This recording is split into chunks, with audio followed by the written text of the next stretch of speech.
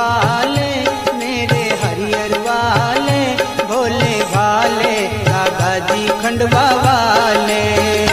दादा धुनी वाले, मेरे हरियर वाले, भोले भाले दादा जी खंडवा वाले। दादाजी धुनी वाले अलौकिक संत थे। उनकी लीलाएं अलमस्त थी। वे होशंगाबाद में 1892 से 1895 के मध्य करीब 3 साल अपनी अलौकिक लीलाएं दिखाते रहे। उस समय वे रामफल दादा के रूप में प्रसिद्ध थे और बच्चों में खासे लोकप्रिय भी। वे जैसे ही बस्ती में जाते थे, बच्चे उनके इर्द गिर्द घूमने लगते थे।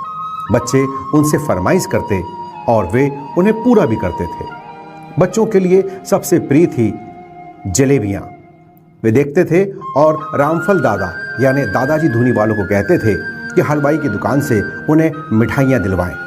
दादाजी महाराज बच्चों से ही कहते और हलवाई की दुकानें लुटवा दिया करते थे। ऐसा कई बार होता रहा।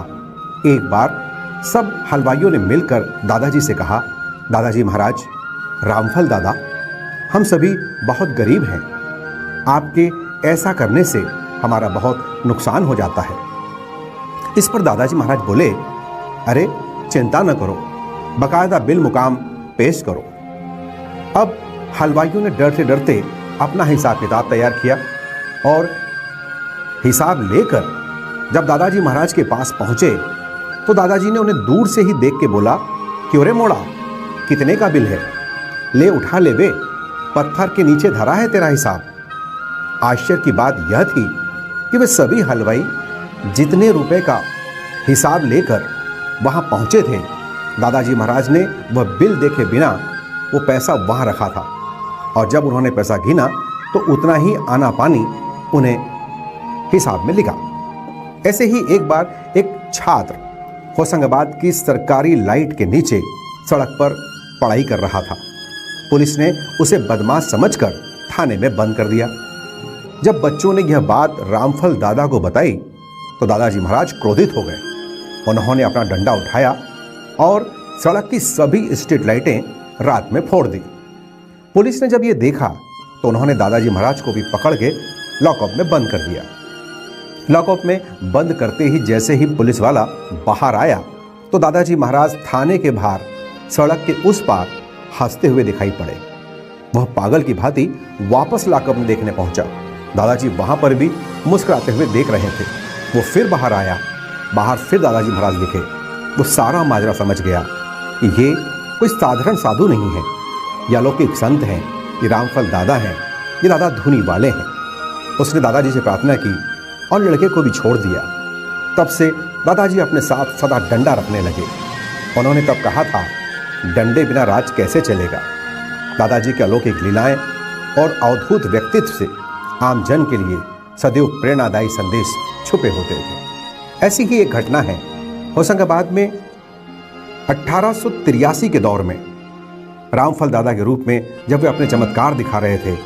एक बार दादाजी महाराज होशंगाबाद से इटारसी जाने वाली ट्रेन में बैठ गए और अपने दोनों हाथ की मुट्ठियां बांधकर ठप ठप की आवाज करने लगे। गाड़ी थोड़ी देर चली और रुक गई। ड्राइवर ट्रेन के न चलने से परेशान होता रहा। उसे कुछ निदान नहीं मिला।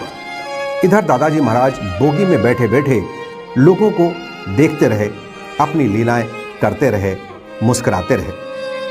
कुछ यात्रियों ने दादाजी महाराज को पहचान लिया और ड्राइवर को बताया। जब वह दादाजी के चरणों में पहुंचा तो ट्रेन पुनः चालू करने की गुहार भी लगी। तब दादाजी महाराज ने हंसते हुए दोनों हाथों की मुट्ठियां बांधकर मुंह से थक थक शब्द बोले।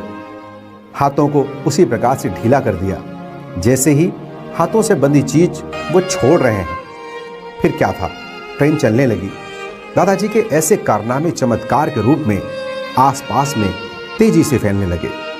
आज भी होशंगाबाद, नरसिंहपुर, करेली, साईखेड़ा, पिपरिया और उसके आसपास के लोग दादाजी महाराज के रामफल दादा के चमत्कारों को बड़े ही चाव से, श्रद्धा से, अटूट आस्था के साथ बताते हैं और दंडवत नमन करते हैं। तो ये थे दादाजी महाराज। मेरे दादाजी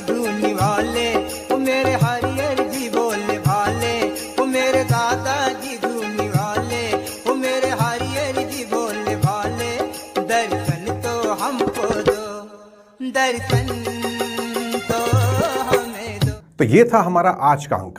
आपको हमारा यह धारावाहिक कैसा लगा हमें अवश्य बताएं। हमारे इस चैनल खबर भारत को लाइक करें, सब्सक्राइब करें, कमेंट करें और सभी अपने मित्रों को, दादाजी भक्तों को इसे शेयर करना न भूलें। अगले गुरुवार हम आपसे फिर मुलाकात करेंगे इसी जगह इसी वक्त, दादाजी धूनीवालों को लेकर कुछ नई और खास अलौकिक लीलाओं के साथ। तब तक के लिए हमें इजाजत दीजिए। नमस्कार।